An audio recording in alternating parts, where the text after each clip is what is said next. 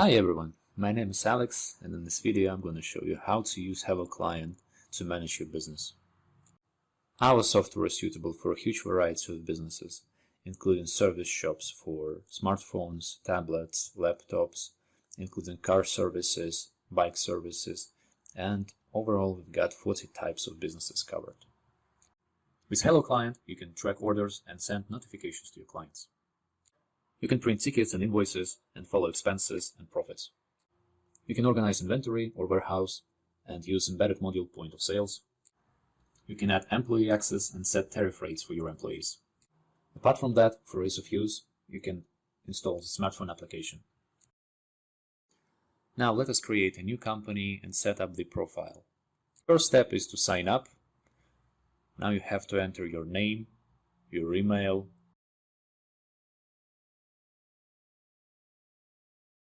company name, address, phone,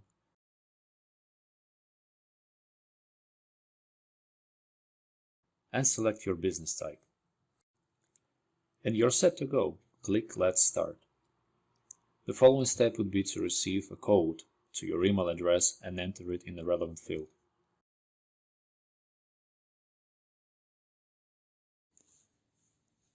Type in the received code and you will enter the account. Now you're seeing the company profile. You will receive test data as test tickets. This test data will help you find your bearings and get started. On the left, you see Main menu. Now we will go into the Settings section. In your Profile tab, you can set up a permanent password. With a permanent password, you eliminate the step when you require a single-time password which is sent to your email address so you can enter the account. In Employee tabs, you can assign new employees and set up the tariff rates. Let's add a new employee. In Email field, you enter your email address that will receive a single-time password. We did the same operation when we created our company account. In the comments section, we specified the role of this employee. You can save and check this employee's profile. Now you can set tariff rates for this employee and their permissions. With HelloClient, you have huge flexibility in terms of granting certain permissions and skipping other permissions. For example, a certain employee will not have permissions to delete tickets, to add products to your inventory. You receive huge flexibility with all types of permissions required. As a new employee enters the system, they are able to go into Settings and set up the permanent password. With HelloClient, you can operate locations the same way as you operate with employees. In Locations tab, you see one location now, which is the main location. Here we can see information about our location, its name, telephone number, address, order or ticket counter, default order type, and the number of employees assigned to this location. We see two employees assigned. The main one is Alexander and the new one is John. Let us create a new location. We click plus and enter the title of the new location. Enter phone number, address, default ticket type, and we also select the employees assigned to this location. Multiple employees can be assigned to a certain location.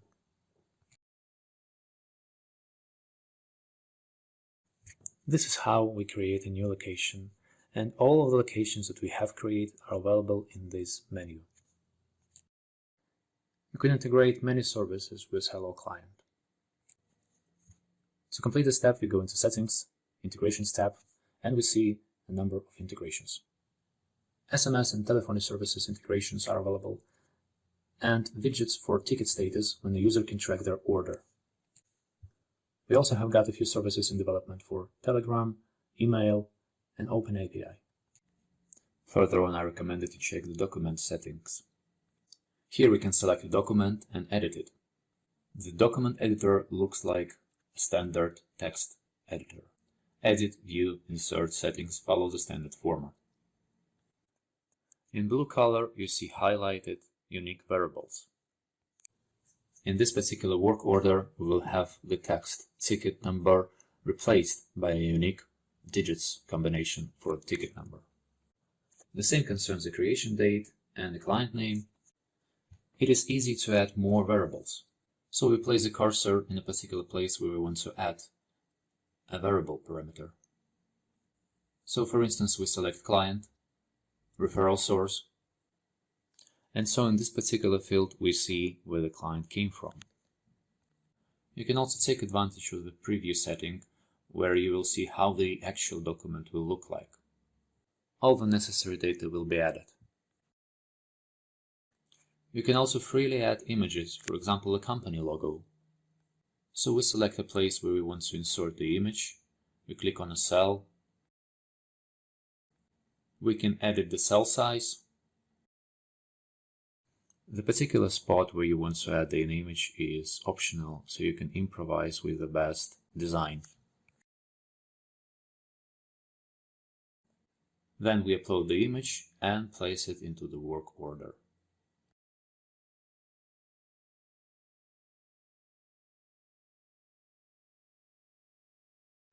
The selected image will be added to the dedicated cell.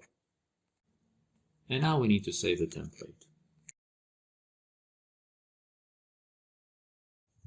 On top of the option to edit an existing document template, you can actually create your own. You have to click the plus button, assign a name. Now you select the module where the newly created document will be placed. Available modules are shown in the left screen section. Page dimensions are particularly useful when you create a special format document. For example, a product receipt, or a barcode, or a product card. In these instances, you will most likely need custom dimensions. Our standard format is A4, so we will not add any changes. So we just simply click Save. So now we have a view relevant to a standard text editor. And we can add all required variables. For example, let's add a QR code. It is a useful feature that you can add to your receipt. It helps clients track their orders by simply scanning the QR code. Such QR codes are typically placed on the order receipts. We can check the preview setting and see how it will look like. The visualization is available on the screen now, but in fact it will be smaller. It will link to a relevant section on the website where the order status will be indicated. We can also delete unnecessary documents, and we click Trash Bin and delete. This is how we delete unnecessary documents. Having reviewed the documents templates, we can go to the ticket section. Here we can see the table of our tickets. We can add a new ticket by clicking the plus button. Now we can see all fields required for completion to create a ticket. Fields with the asterisk symbol are mandatory and the other are optional. Users can change these fields and make necessary alterations. For example, we can add a directory. This will speed up the field completion. We can also create fields of different types. For example, a tick symbol. In fact, the fields can differ on the type of a ticket. As you can see, for the warranty ticket, the category of fields is different. The paid ticket category has different composition as well, as you can see. So let's create a ticket now. We select an already existing client. We tag him as a friend, a reason for the reference, and we save the ticket. So now we see our newly created ticket. We can open it and review all completed information. We can receive payments for this ticket, add completed operations, and see the complete history of this ticket. As an example, we can add a service.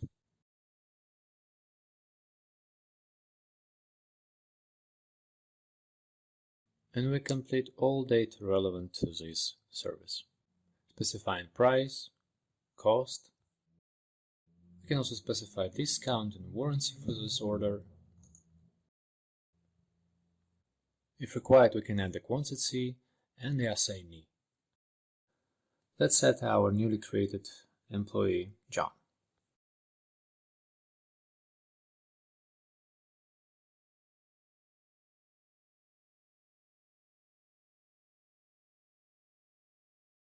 We see a new operation now tracked in the history log. Price of the order has been added, and we can see it in the above section. We can also edit ticket statuses. Popular options like in progress and pending are available, and we can also close a ticket by sending the status as closed. A new window will pop up, and we have to select the payment method. By selecting work order, we decide which document will be printed out. And as we click Pay, the money is sent to Payments, and a new window with the work order shows up. It is shown according to our previously made template, with the logo and the data on the existing client. After printing it out, we can close the document. Now let's see how we change the ticket fields. It is accessible from Settings.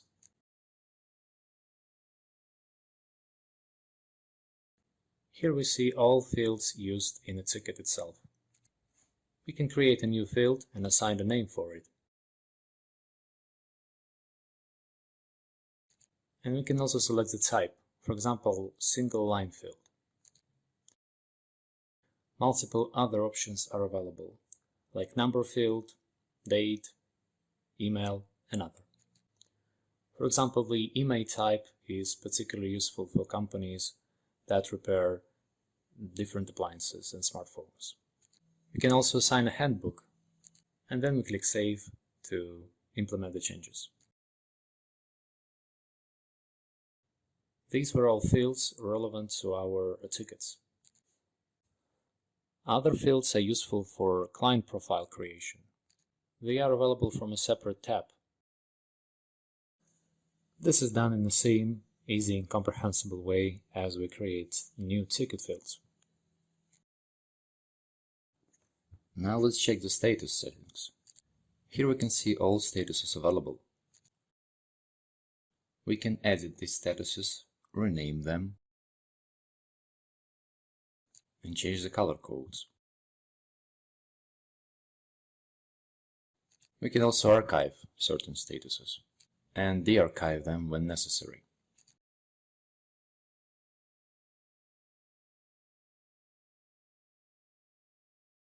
Clicking on the plus button, we can create a new status.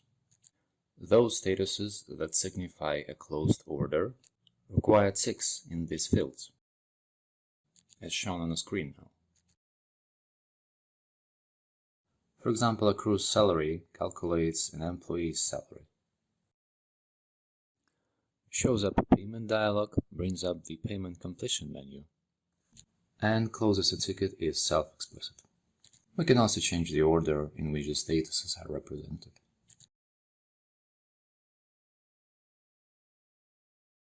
And now let's check our tickets table.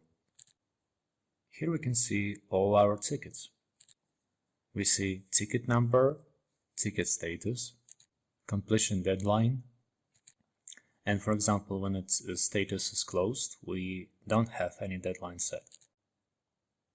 Client name is available, telephone number, and upon clicking on that number, we have communication options. We see ticket manager, executor, total price of this order or ticket. There are additional fields and an options menu where we can hide particular fields or show them. It may be that some fields are redundant and we want to dismiss them as a temporary measure. Also, if we have a lot of tickets in our table, we can create a filter. For example, filter the tickets by status. Let's assume we want to filter by new and in progress tickets, because other statuses are not relevant to us at the minute. So we click Update and we see an updated table. The filter that we just used can be saved with different varying parameters for convenience of storing. We have made a pack of default filters which will come useful to you. In a search field you can type in a client name, for instance, and thus find them easily. We can also switch between different types of tickets. This sums up the tickets table, and we can go to the payment section.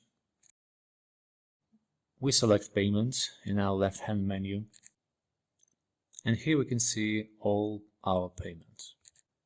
On top of standard payments that were pre-made as examples, we can see payment made for ticket number 6. We created this payment with you during this demo. We can also add expenses. We specify the price of this expense and the account to which attribute that expense. A good example is an expense made for rent. In a comment field we can specify any additional information, for example months of rent, and we tick the corresponding payment method. And so we save this expense. We can add income using the same pattern. So we add income, specify the value, select the accounts. We can create new category if there is no suitable one at the moment. For example, tips. We click Save, Tips, and it creates a new category in accounts. We can add client name, like Derek. We add comment and tick the payment method. And so we save this new income. We can also delete all of these operations. Let's delete the income of $10 tip from our payments. So we'll click the trash bin and delete. In our register we can use different tabs. We can switch between cash, card, and cardless tabs. Once again we can filter our payments, assuming we want to see cash payments within today. And the accounts can be rent payment. So the recently completed operation of rent payment is summoned up to the screen. Let's erase these filters.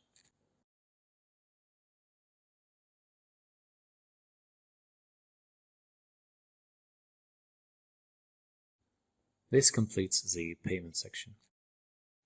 The next section is clients. In the menu we see clients' names, phones, and other additional information. We can apply required filters to change the view, use export and import features, and upon clicking on name we see client card with detailed information. Detailed client information is available as well as a history of their tickets. These clients' payments are shown in the bottom part. We can manually create new client entries. Adding a new client manually is a very straightforward process. Now let's check the inventory section. Here we can see product categories. Let's click on a category called screens, and we will see detailed information about the screens available. Title, quantity, price, and cost. Upon clicking on a product, we summon the product card with detailed history and additional information. Here we can also increase and decrease stock of this product, create a task related to this product, print a label or a price tag for this product. We can also add edits to this product, change releasing price, cost, add an SKU entry. We can also filter products, export and import them. Quick search bar will come very handy when you have a lot of products in your inventory. And we can easily create new categories, for example, smartphone parts. From selected categories we can create subcategories. And so we have a tree-like structure, which is very convenient. Any new products can be distributed to these categories. Let's try adding a new product. Here we specify the desired category, add an SKU entry,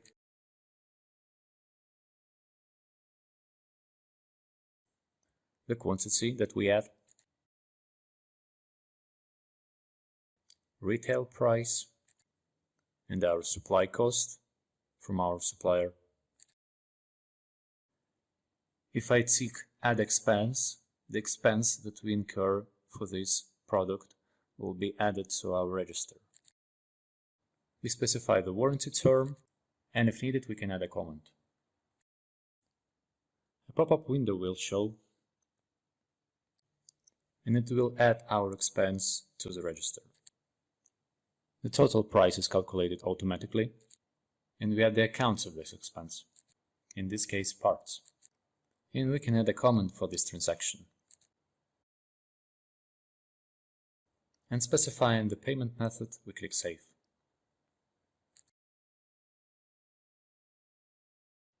So the new product has been added.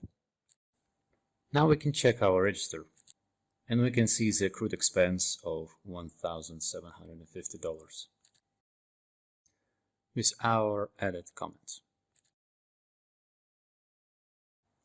Now let's return to the inventory section. Let's decrease the quantity of this product in stock. We open the product cart. We specify the decreased quantity and add a comment if we want. So we click Save, and we see that history tracks the reasons and the quantity for this decrease. The total quantity is now 45.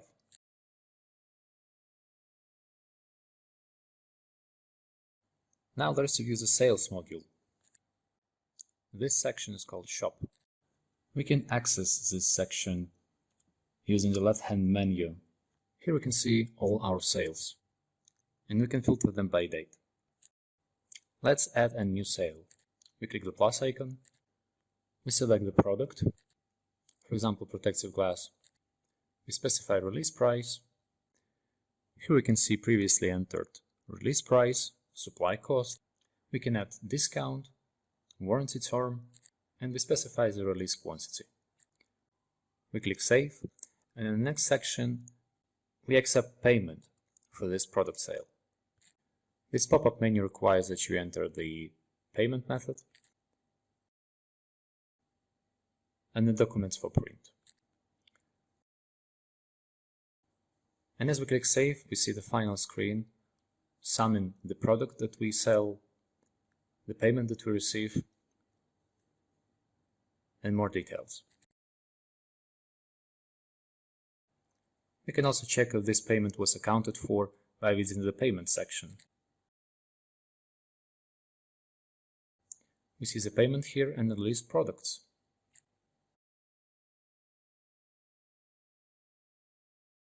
This is how we can control our sales. Now let's revisit our Employees module. We go to Settings, Employees.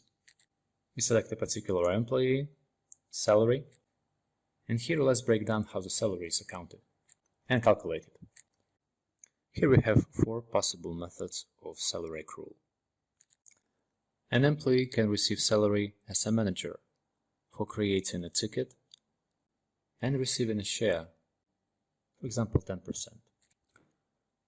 If an employee is a repair specialist, they can receive a specified share from the profit for this ticket. The third option is to set remuneration for the number of parts replaced for this particular ticket. And the fourth option is to set a percent of the salaries made in the shop. All remunerations are calculated based off the total profit margin. Let's set the desired values and click Save. Now let's check services in Settings. Here we will show you how to set a fixed commission for a service specialist. Here we have a catalog of our services. It is done in the same way as the inventory section. So we can manually add more services, we can import and export them, and we create a tree of categories. We can select a service named Dust Cleaning. Here we have the familiar parameters: price, cost, warranty. We can delete if that service is not needed anymore. But here we have an additional subsection where we can set a fixed commission to the executor for this order. This remuneration can be calculated in % or in a fixed amount. So we can set a fixed commission of $10 to a service specialist for any dust cleaning service. This type of commission that we set in the settings section has top priority over the commission specified in the employee card. Now let's see how our commissions or remunerations will work in the ticket. We go to the ticket section and create a new ticket. I'll use just random data here as an example. And we set our new employee John as a manager here. We just recently changed his commissions. Now we add services to this ticket, and we will start with those that have fixed commission preset in them. Dust cleaning in our case. We set John as the executor. And now we add a service without a fixed commission.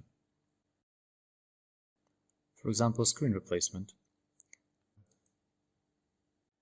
And we again assign John as the executor. The next step is to add the product, glass for iPhone. We assign it to John. So John is the executor and the manager in our case.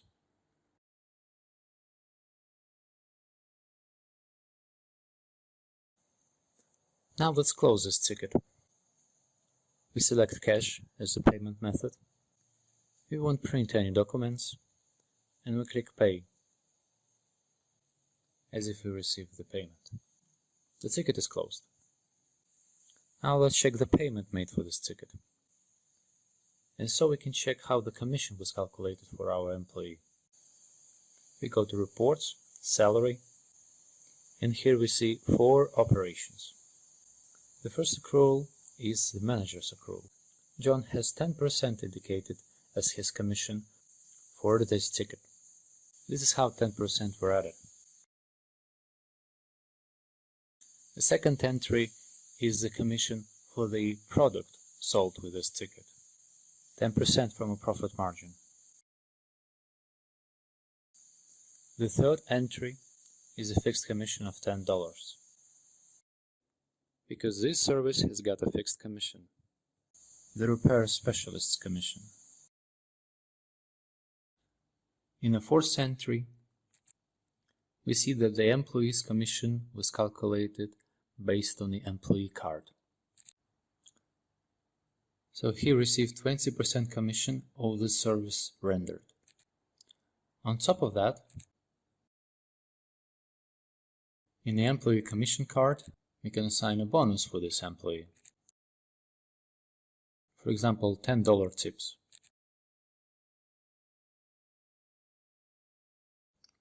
Balances can be added in the same way.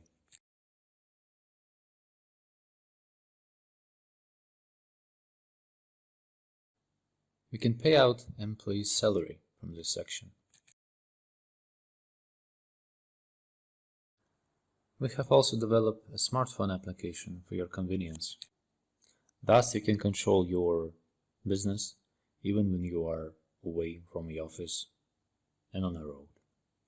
Those were the main functions of the HelloClient application, and we invite you to subscribe to our channel and stay tuned. Thank you very much.